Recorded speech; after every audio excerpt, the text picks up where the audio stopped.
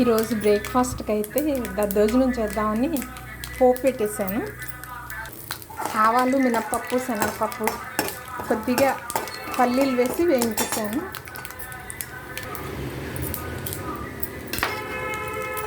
కరివేపాకు, ఎండుమిర్చి వేసాను. అల్లం, పచ్చిమిర్చి పేస్ట్ వేసి వేయించేద్దాం. పోపులో కొంచెం మిరియాలు కూడా వేసాను. పోపు వేగింది. అల్లం, పచ్చిమిర్చి కచ్చా దంచి వేసాను. అల్లం, పచ్చిమిర్చి కూడా బాగా వేగింది. తగినంత పెరుగు వేసేసుకుందాం. పెరుగు పచ్చివాసన పోయే వరకు కొంచెం కలుపుదాం. ఇందులో తగినంత ఉప్పు, కాస్త మిరియాల పొడి కూడా కలుపుకుందాం.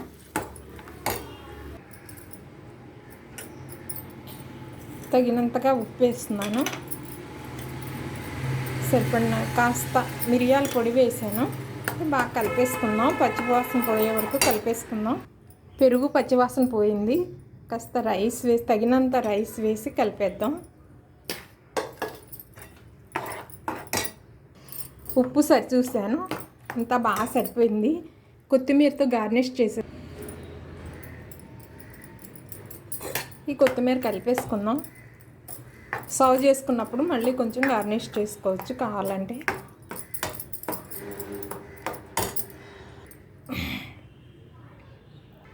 దేశీ ఆవు పాలతో ఇంట్లోనే తయారు చేసుకున్న పెరుగండి ఇది. గడ్డ పెరుగు కొంచెం లూజ్గా చేసి ఇలా పోపులో వేసాను. చాలా టేస్టీగా ఉంది. అన్నీ సరి చూశాను. లేదండి, మొన్న 2 రోజుల వరకు, క్రిందటి వరకు కూడా ఆదివారం వరకు పిక్నిక్లని ఇవన్నీ బయట తిన్నాము. కొంచెం గ్యాప్ ఇచ్చి ఇవాళ పెరుగుతో ఇలా దద్దోజనం చేసుకుంటే కొంచెం చాలా చేస్తుంది అనిపించింది. పెరుగు హెల్దీ అండ్ టేస్టీ కదండి. అందులో ఆవు పాలతోటి చాలా హెల్దీ కదండి, చాలా ఆరోగ్యకరం. అందుకని ఇలా చేయాలనిపించేసాను.